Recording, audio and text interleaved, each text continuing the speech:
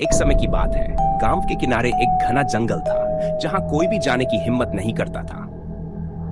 उस जंगल में मायरा नाम की एक रहस्यमयी जादूगरनी रहती थी। लोग उससे डरते थे क्योंकि उन्होंने सुना था कि वह बहुत खतरनाक है। लेकिन सच्चाई कुछ और थी। मायरा के पास जादुई शक्तियां थीं, पर उसने उन्हें कभी किसी के खिलाफ इस्तेमाल नहीं किया। वह बस अपने तरीके से गांव वालों की मदद करना चाहती थी, मगर लोग उसे गलत समझते थे। फिर एक दिन गांव में एक भयानक बीमारी फैल गई। सब परेशान थे, लोग मरने लगे। किसी को कुछ समझ नहीं आ रहा था कि अब क्या करें। आखिरकार गांव के सरपंच ने कहा, हमें उस जादूगरनी के पास जाना चाहिए, शायद वही हमारी मदद कर सके।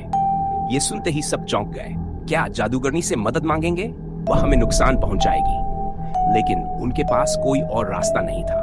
आखिरकार सरपंच मायरा के पास गया। उसने कांपते हुए कहा, कृपया हमारी मदद करो, पूरा गांव बीमार हो चुका है। मायरा ने उसकी बात सुनी और बिना कुछ कहे एक जादुई औषधि तैयार की। उसने कहा, ये लो, इसे पूरे गांव में बांध दो, सब ठीक हो जाएंगे। सरपंच ने चकित होकर औषधि ली और गांव लौट आया। जैसे ही लोगों ने औषधि पी, चमत्कार हुआ। सभी धीरे धीरे ठीक होने लगे। गांव वाले मायरा की कृपा से अचंभित रह गए। वह तो दुष्ट नहीं है, उसने तो हमारी जान बचाई है। फिर क्या था?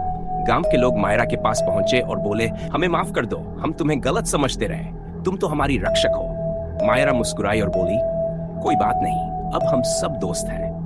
उस दिन से मायरा न सिर्फ जादूगरनी बल्कि गांव की सबसे प्रिय सदस्य बन गई।